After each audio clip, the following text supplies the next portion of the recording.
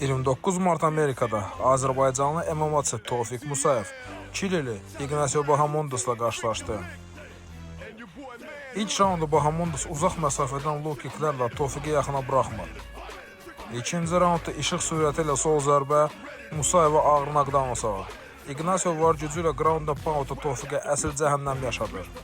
Amma Azərbaycanlı igid çətin vəziyyətdən çıxaraq rəqibini yerə yıxır və Miqtabek Orolbayın bütün heyfini çıxır. İqnasio'nun siması qırmızı maskaya bənzəyir.